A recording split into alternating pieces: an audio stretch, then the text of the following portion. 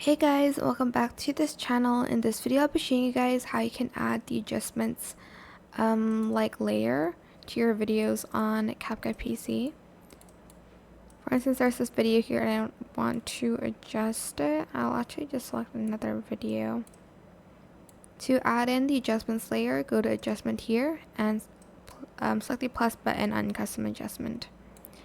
You're then going to adjust the video according to your liking.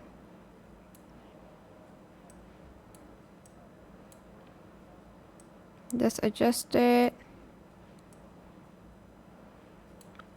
and you can also save it like as a preset here, and then you can like add it to your video anytime that you want. You do have to sign in though.